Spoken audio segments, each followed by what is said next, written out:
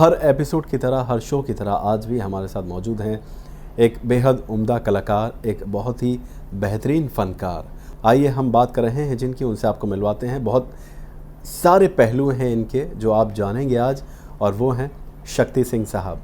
हो सकता है नाम बहुत लोग नहीं जानते हों, लेकिन काम से ज़रूर जानते हैं आप लोग। और लंबे वक्त से, मुझे याद है मैं भी छोटा था जब से नुक्कड़ से काम करते आ रहे हैं टीवी सीरियल्स में। एक्टिंग की अगर हम बात करें, थिएटर से आपका ताल्लुक़ रहा है, थिएटर आपने किया, सीरियल्स आपने किए, फिल्में आपने की हैं। शुरुआती कैसे हुई, मतलब एक्टिंग का जुनून कैसे पैदा हुआ आपके अंदर? एक्टिंग का जुनून तो हमारे घर में तो कोई एक्टर था नहीं। जी। पिताजी टीचर थे और मदर जो थी मेरी हाउसवाइफ थी। जी। लेकिन मदर को गाने का बहुत शौक था और फिल्मों की शौकीन भी थी। पिताजी को बिल्कुल इसमें रस नहीं था। तो मुझे ऐसा लगता है कि मेरा जो रुझान सिनेमा की तरफ हुआ है, वो मुझे ऐसा लगता है कि मेरी माँ की देन है। अच्छा। और इस बात का इल्म मुझे तब हुआ जब मैं इस लाइन में आने की कोशिश कर रहा था और जब मैं मुंबई में पहुंच गया। और उसके बाद हिंदुस्तानी सिनेमा, हिंदुस्तानी संगीत का तो आता पता रहता नहीं था उस उम्र में, लेकिन सिनेमा बहुत देखा करते थे। अब हमारी जो मदर थी, हमारा जो पूरा घर था, वो एक एक्टर है जो आज भी ज़िंदा है और माशाल्लाह बहुत कमाल के एक्टर हैं। मतलब ख़ुद में पूरा एक स्कूल है, इंस्टीट्यूशन है, आप क्या क्या कह लीजिए, क्या नहीं है वो। उनका नाम है यूसुफ साहब, दिलीप कुमार साहब। बिल्कुल। तो हमारी माताजी तो मतलब उनकी फ़ैन, मतलब दीवानगी के हद तक। हमारे दादाजी भी उनके फ़ैन, पिताजी भी फ़ैन। मतलब उन्होंने मुझे देवदास दिखाई दिल दिया दरलिया दिखाई। और दिलीप कुमार साहब के साथ साथ वो फ़ैन थे प्राण साहब के। अच्छा। हमारे घर में मतलब सिर्फ हीरोज़ के फ़ैन नहीं थे, जो विलन थे उनके भी फ़ैन थे एक्टिंग की वजह से। तो मुझे ऐसा लगा, तो वहाँ मेरे अंदर जो ये बीज गया कि हीरो नहीं, एक्टर की कुव्वत को आंकना चाहिए।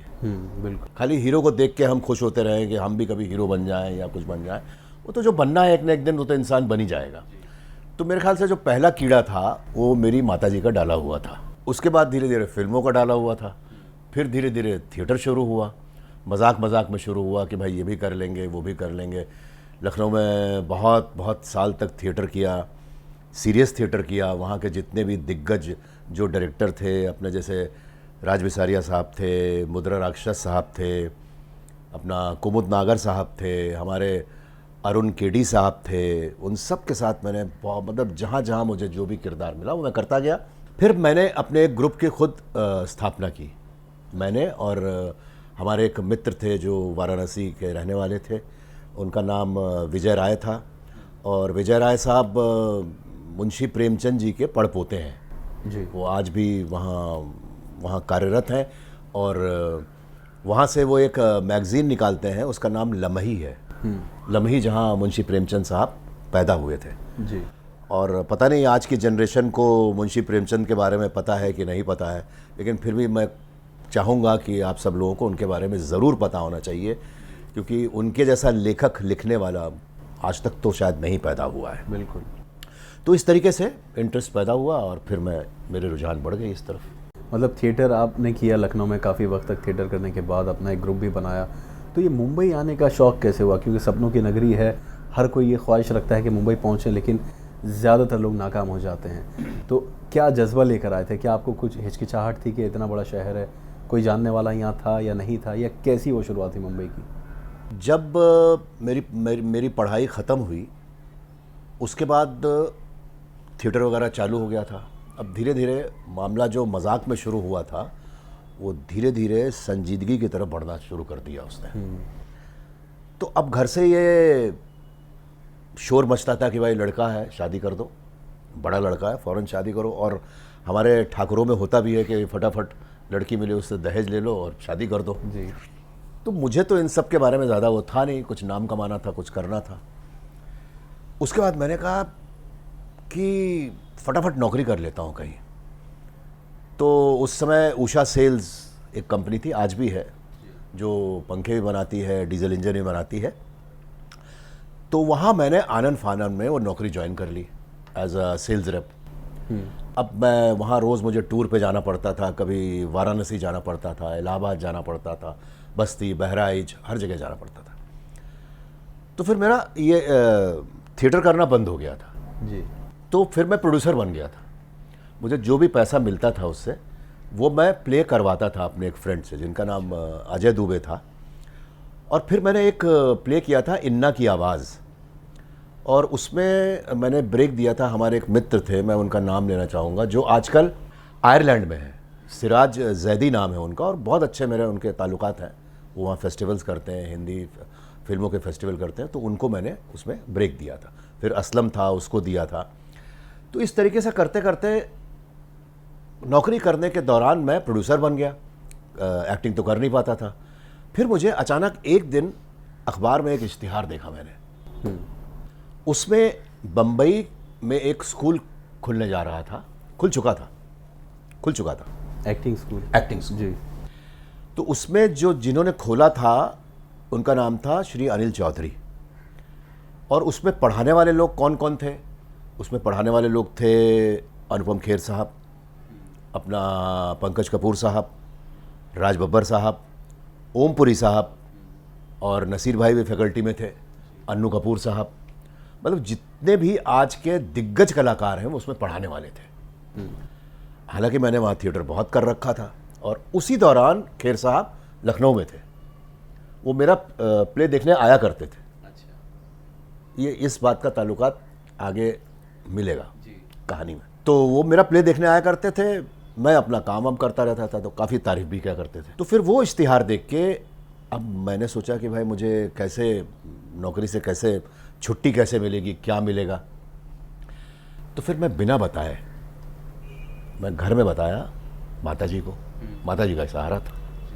पिताजी तो अपना लड़का तो भैया गया हाथ से, वो तो मैं गांव का रहने वाला था। तो पिताजी बोलते थे हमारे गांव में तो ये कहा जाता है कि भैया सब नचनिया और गवनिया ही बन गई हैं, तो खेती को करी। तो बहरहाल माताजी को मैंने बताया कि अम्मा ऐसा ऐसा है, मुझे जाना है। तो कहने लगी जाओ। हिम्मत बढ़ाती थी वो हमारी बहुत। तो फिर बिना बताए मैं यहाँ आया, मैं दिल्ली गया।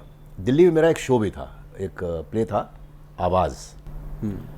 वो उसके राइटर थे आस्थानंद सदा सिंह, जो मॉरिशस के थे। वो प्ले किया, यहाँ इंटरव्यू दिया, और ऊपर वाले की दुआ से मैं सेलेक्ट हो गया। और उसके बाद जाके मैंने उनको बताया, अपने जो बॉस थे। तो बड़ा हड़कंप मच गया कि भैया क्या हो रहा है, कहाँ जा रहा है, ये तो हीरो बनने जा रहा है, ये जा रहा है। मैंने कहा सर अब तो जाना पड़ेगा मुझे, मैं रुक नहीं पाऊँगा। तो कहने ठीक है। फिर रिज़ाइन कर दिया। फिर 12 फरवरी 1982 को मैं बॉम्बे आ गया और मैंने वो इंस्टीट्यूट ज्वाइन कर लिया। वहाँ ट्रेनिंग की। ट्रेनिंग करने के बाद 6 महीने की ट्रेनिंग थी। ट्रेनिंग के दौरान उस समय का दौर मतलब आज के दौर जैसा नहीं था। पृथ्वी थिएटर था, वहाँ लोग परफॉर्म करते थे। और उसमें मतलब जितने भी हमारे दिग्गज कलाकार हैं, एक पैरेलल सिनेमा चल रहा था, सभी लोग वहाँ थिएटर में काम करते। पंकज भाई करते थे, खेर साहब करते थे, राज बब्बर साहब तो बन चुके थे, नादरा जी का अपना वो एकजुट था, वो ग्रुप था, उसमें से प्ले होते थे।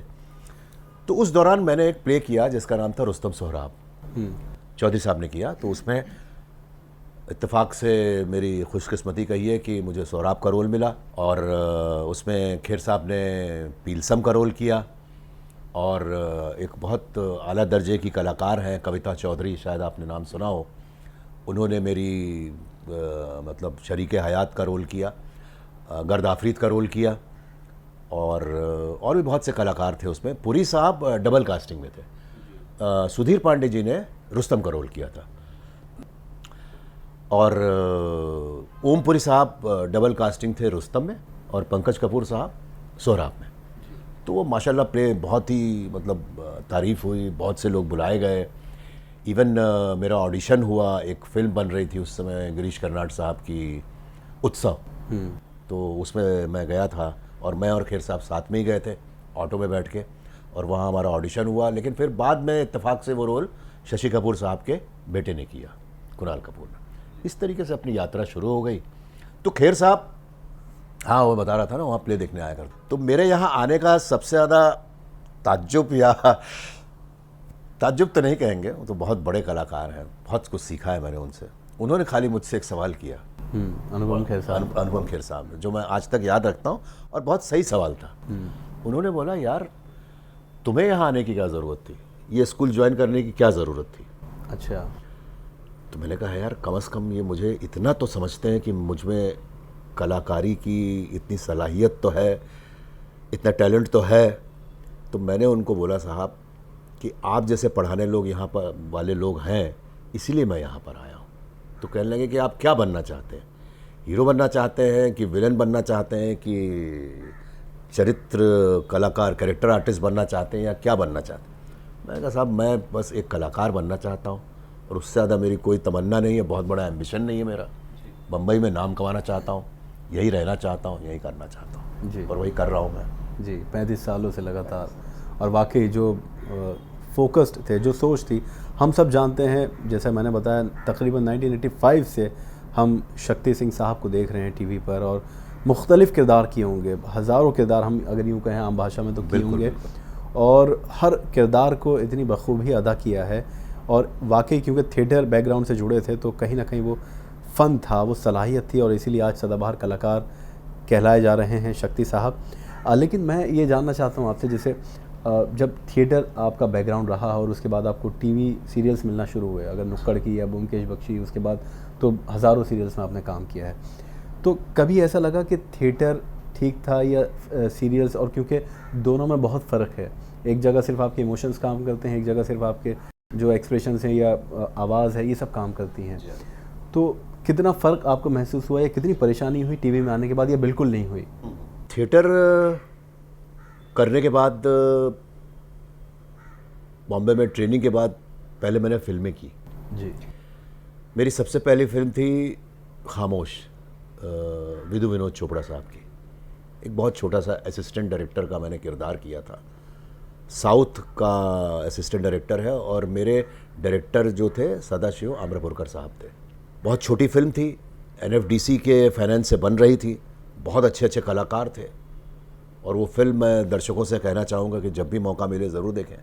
बहुत बढ़िया फिल्म, मतलब एक फिल्म के अंदर फिल्म है। फिल्म की यूनिट फिल्म बना रही है, और उस फिल्म की यूनिट में धीरे धीरे करके मर्डर्स होने लगते हैं, इस तरीके का। उसके बाद फिर सुधीर मिश्रा की ये वो मंजिल तो नहीं मिल गई, फिर उसी टाइम नुक्कड़ मिल गया, सईद साहब, अजीज़ मिर्ज़ा साहब। नुक्कड़ के दौरान फिर एक फिल्म मिल गई सईद साहब की, सलीम लगड़े पर मत रो, जिसमें मैं, आशुतोष ग्वारिकर, मकरंद देशपांडे, पवन मल्होत्रा साहब। फिर अपना ये चोर और चांद मिली, आदित्य पंचोली और पूजा भट्ट की। इस तरह फिल्में मिलती चली गई। लेकिन फिर एक दौर आया कि थोड़ा सा कम हुआ जी।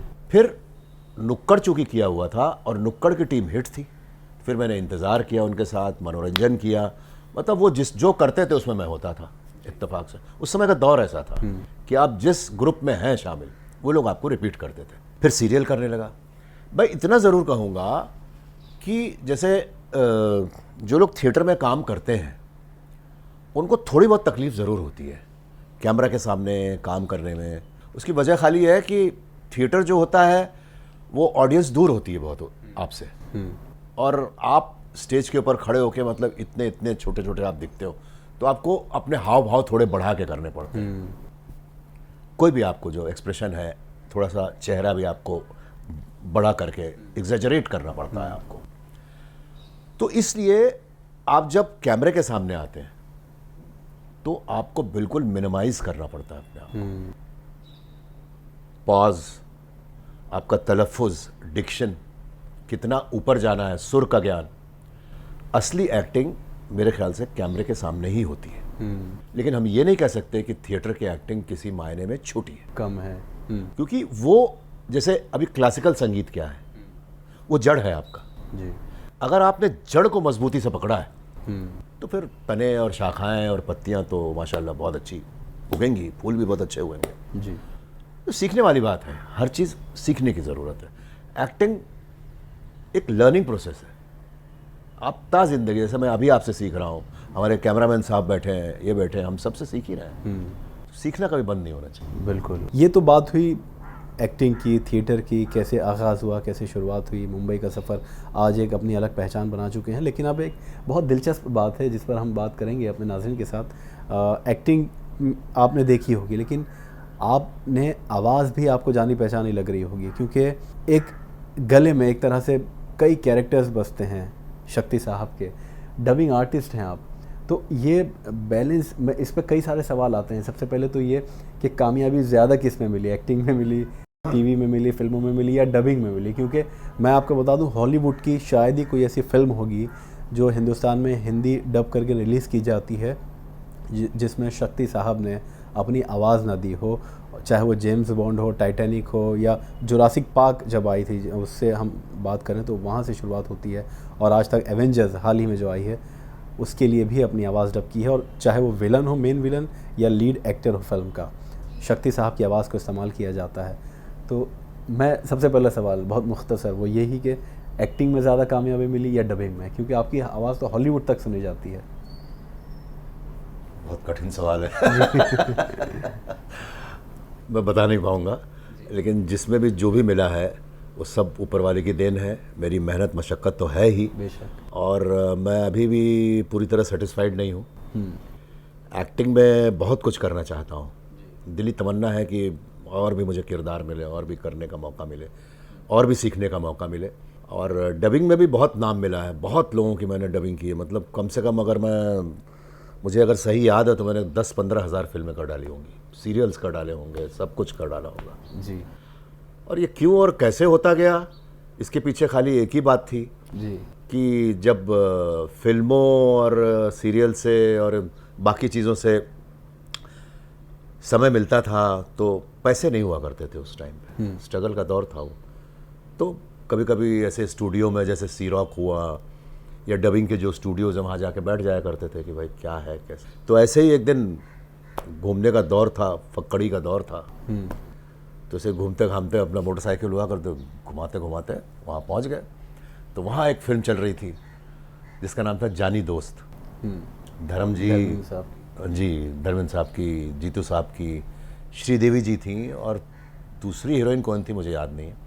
चल रही थी, मैं बड़े गौर से देख रहा था। भाई ऐसे ही लग रहा था कि मुझे भी थोड़ा कुछ मौका मिल जाए, मैं क्यों नहीं कर सकता। ये हर कलाकार के दिल में ये तमन्ना होती है।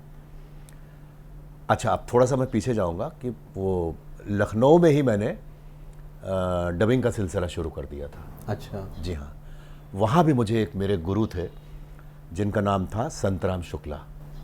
वो साहब बहुत ही हार्ड टास्क मास्टर, आवाज़ बहुत अच्छी है उनकी, और बड़ा साध के जो बोलना, जो कंट्रोल, जैसे दिलीप साहब की आवाज़ में इतना साध के जो बोलना, एक एक चीज़ आप कान बंद करके भी सुनेंगे ना आपको समझ में आती है कि दरिया कहाँ बह रहा है, हवाएं कहाँ से चल रही हैं, आदमी किस तरफ जा रहा है, क्या मूड है उसका, आपको समझ। तो उनसे सीखा मैंने। तो उस समय एक सीरियल वहाँ आता था रेडियो पे, धरती के गीत, उसमें मैंने राम का किरदार किया था जी। और उस समय हमको दिन के 35 रुपए मिला करते थे, तो उससे कभी पिक्चर देख लिया करते थे, कभी माता जी के लिए मिठाई लेके चले जाया करते थे। उनको पटा के रखता था मैं। मैं सोचता था भैया यही हमारी सहारा है। तो वहाँ बैठा हुआ था, तो सब चल रही थी डबिंग।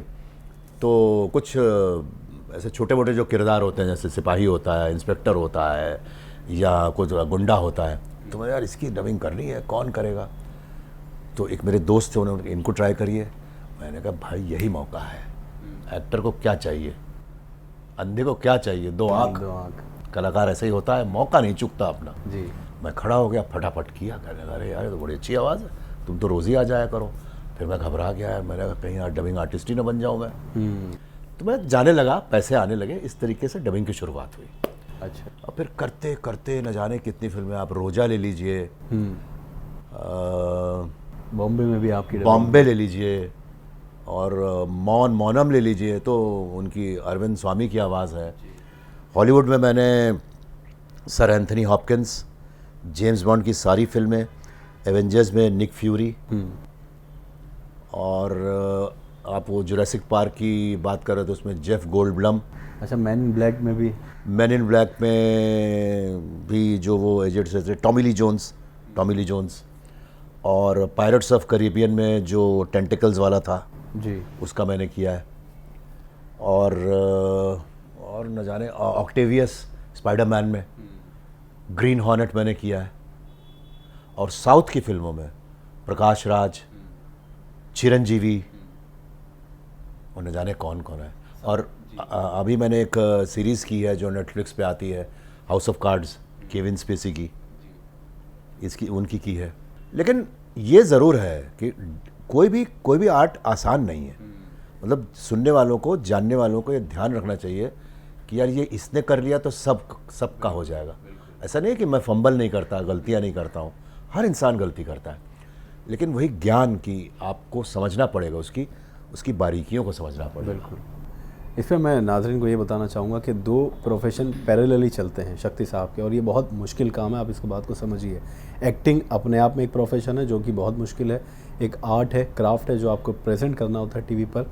और डबिंग की जहाँ तक बात है, आपने सुना, बताया कि सारे महारथी हॉलीवुड के या साउथ इंडियन फिल्म्स के सबकी डबिंग की है शक्ति साहब ने। 15,000 से ज़्यादा कैरेक्टर्स या फिल्में की हैं या आवाज़ की है।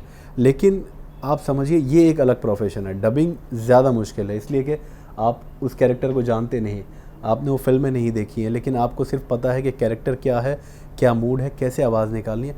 इस पे क्या ज़्यादा काम करना पड़ता है आपको? ये आपने बहुत बढ़िया सवाल किया है, बहुत ही महीन सवाल, बारीक सवाल किया है। एक बार ज़िंदगी में मेरे ऐसा दौर आया था, कठिन दौर था वो।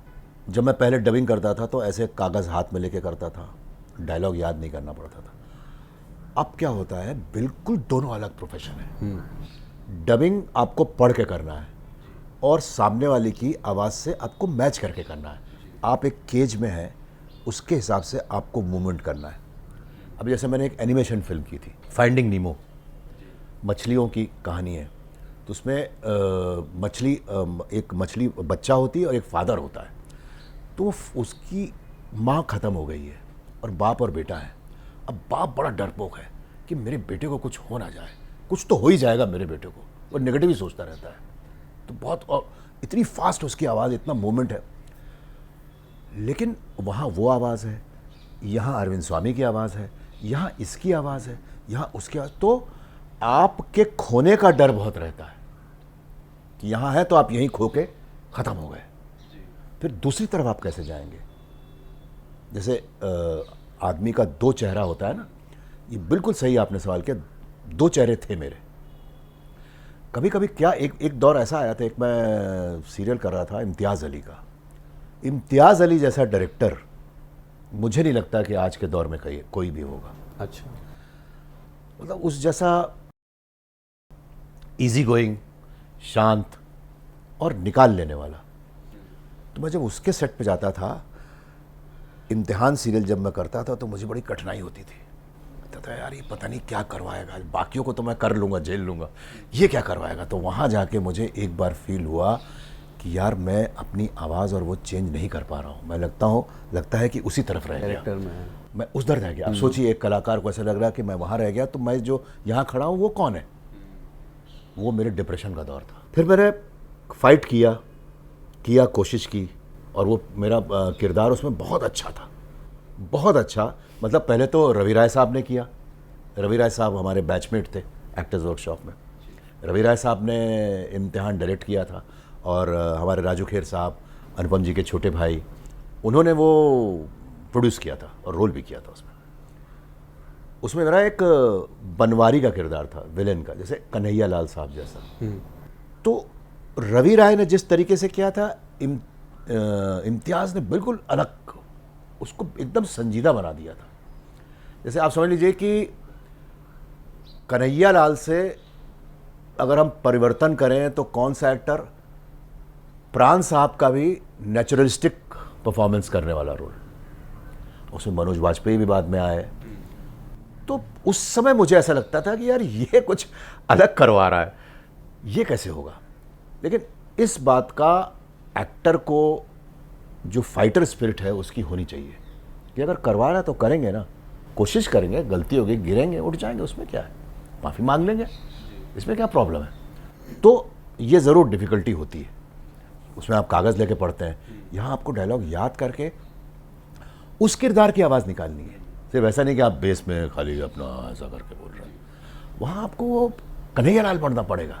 कन्हैया लाल जैसे उसमें गंगा जमुना में थे, क्या एक्टर थे, कैसे बोलते थे, बाप रे। दिलीप साहब उनसे घबराते थे। दिलीप साहब का कहना है कि मेरे घर में खाली 2 लोगों की फ़ोटो है, पता नहीं सच क्या, एक तो मोतीलाल साहब की है, एक कन्हैया लाल साहब की है। अच्छा, कितनी बड़ी बात है। और एक इतना आला दर्जे का कलाकार, समझदार कलाकार ही ऐसी बातें कर सकता है। बिल्कुल।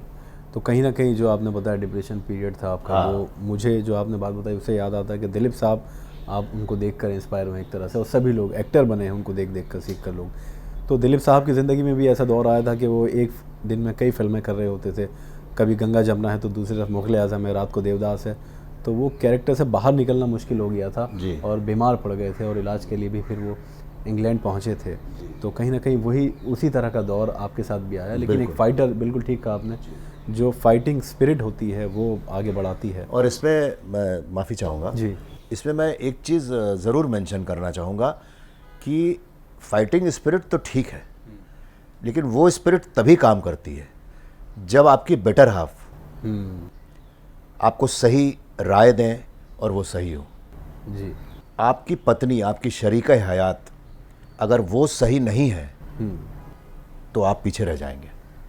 फिर आपके बच्चे, तो असली पावर फैमिली से भी मिलती है। फैमिली बहुत इंपॉर्टेंट है ज़िंदगी। बिल्कुल, मॉरल सपोर्ट के Moral लिए। support। और सुना है आपकी जो मिसेज हैं वो भी मराठी एक्ट्रेस अरे है। हाँ, मराठी एक्ट्रेस है। तो कितने बरस हो गए शादी को आपकी? 89 में हुई थी, 9 फरवरी 1989। मेरे ख्याल से 25 से ज़्यादा ही हो गए होंगे मुझे ऐसा। अच्छा, अभी 25 तो हमने, हाँ 2014 में मनाया था 25। अच्छा, तो 25 और अभी 4 सुन रही हैं? पता नहीं सुन रही है कि कहीं गई सुन रही है? नहीं, वो अंदर बैठ गए तो अपनी मम्मी के साथ। मतलब आपको उस दौर में उन्होंने पूरा सपोर्ट किया जब बहुत, स्ट्रगल पीरियड था। बहुत। अच्छा, डबिंग की कितनी, जो मैं ये जानना चाहता हूँ जेम्स बॉन्ड के साथ साथ, मैं चाहूँगा कि नाज़रीन को आप सुनाएं ताकि वो फिर रिलेट कर लें।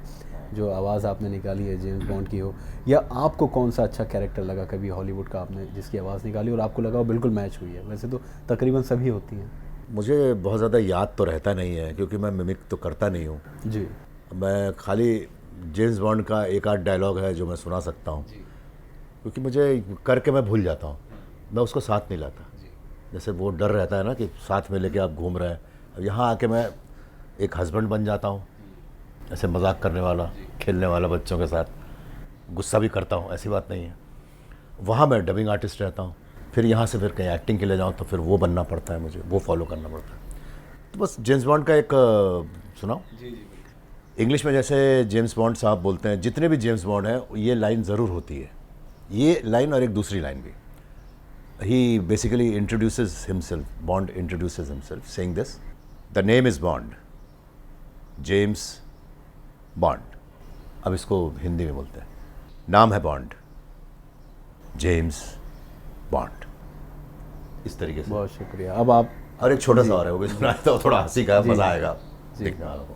उसमें वो जब भी कभी बार के पास जाते हैं, कोई लड़की उनके पास बैठी होती है तो वो बोलते हैं क्या पियेंगे आप? बारमैन बोलता है व्हाट विल यू हैव?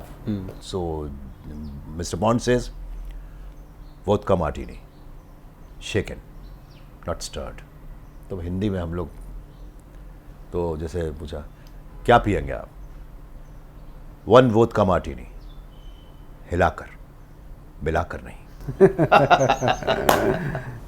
ये वाकई बोला है? जी बिल्कुल, अच्छा, बिल्कुल, हाँ, बिल्कुल बिल्कुल। तो वाकई कमाल है बोला ये, है देखिए। चलिए, बहुत शुक्रिया। और ये तो आपने सुना एक आवाज़ है, लेकिन बहुत सारी आवाज़ें, बहुत सारी डबिंग भी करते हैं शक्ति साहब। अब ये मैं जानना चाहता हूँ आपसे कि आने वाले क्या प्रोजेक्ट्स हैं, किस तरह की फ़िल्मों में या किस तरह के टीवी सीरियल्स में या वेब सीरीज़ में आपको हमारे व्यूवर्स देख सकते हैं? अभी सीरियल में एक मैंने ऑडिशन दिया है और वो काफ़ी करीब है होने के। वो एक प्रोडक्शन हाउस है, मैं अभी नाम तो नहीं बता पाऊँगा क्योंकि हो जाए तभी बताना जायज़ रहता है, वरना कुछ ऊपर नीचे, क्योंकि हमारी लाइन में अनसर्टेनिटी बहुत है, इसलिए किसी को अटैच करके अपने साथ हो जाएगा तो खुद भी पता लगेगा और आप कहेंगे तो मैं तब बता दूंगा। एक फ़िल्म की अभी शूटिंग करके आया हूँ देहरादून से, जो 1 साल पहले शुरू हुई थी, लेकिन प्रोड्यूसर के पास पैसे वगैरह नहीं थे तो उसकी वजह से उसने बंद कर दी थी फिल्म, लेकिन अभी क्लाइमैक्स उसका हम शूट करके आए हैं देहरादून। उसमें मेरा एक विलन का रोल है। और एक ये सीरियल की बात हो गई और दूसरी जेम्स बॉन्ड की फिल्म आ ही रही है, उसका नाम है नो टाइम टू डाई, उसमें मैं करूँगा हिंदी में। अभी ट्रेलर करके ही आया हूँ। और फिल्मों का है, अभी फिल्मों की बातें भी चल रही हैं और मैं खुद भी शायद एक फ़िल्म प्रोड्यूस करूँगा। जी। काफ़ी दिनों से लगा हुआ हूँ कि अब उम्र का वो दौर आया है कि अभी एक्टिंग तो काफ़ी की मैंने, अब मैं खुद अपना कुछ बनाना चाहता हूँ। मेरी बड़ी ख्वाहिश है कि चाहे मैं एक्टिंग करूँ ना करूँ कोई फ़र्क नहीं पड़ता। दिखा तो दिया ना, अभी जितना था उतना दिखाया है, जो है वो भी देख लेंगे, उसमें कोई छुपाने वाली बात तो है नहीं। जी। तो अब मैं खुद एक फ़िल्म प्रोड्यूस करना चाहता हूँ, उसकी कोशिश भी चल रही है। देखिए आने वाले समय में आप सब लोगों की शुभकामनाएं चाहिए, दुआएं चाहिए कि मैं कुछ और थोड़ा कर पाऊँ और फिर से आपके साथ एक और इंटरव्यू दूँ। जी इंशाल्लाह। और सुना आपने, वैसे तो वक्त कम होता है लेकिन अंदाज़ा आपको हो गया होगा कि कितने महान कलाकार हैं, उम्दा फ़नकार हैं शक्ति सिंह साहब। और हमारी दुआ है कि एक्टिंग करते रहें, ऊपर वाला इनको सेहत भी दे, काम भी दे, कामयाबी भी दे। और जैसा कि बताया कि फ़िल्म प्रोड्यूस करना चाहते हैं या टीवी सीरियल प्रोड्यूस करना चाहते हैं या जो भी कंटेंट प्रोड्यूस करना चाहते हैं वो करें और उसमें भी कामयाबी हासिल करें। शक्ति साहब बहुत शुक्रिया, इतना कीमती वक्त आपने दिया, हम वाकई तहे दिल से शुक्रगुजार हैं आपके। बहुत बहुत शुक्रिया रिजवान भाई, आप आए, आपने इंटरव्यू लिया, लोगों को ये मौका मिला कि वो मेरे बारे में जान सकें। और मैं दुआ करूँगा कि आपका चैनल दिनों रात आगे बढ़ता रहे और हम लोग फिर से मुलाकात हो। जी इंशाल्लाह। बहुत बहुत शुक्रिया। तो नाज़रीन, वक्त हो चला है अब आपसे रुखसत होने का। अगले शो में किसी और शख्सियत के साथ रूबरू होंगे और उनकी ज़िंदगी से आपको इंस्पायर करने की कोशिश करेंगे। अब आप रखिए अपना ख्याल और हमें दीजिए इजाज़त, तब तक के लिए आदाब।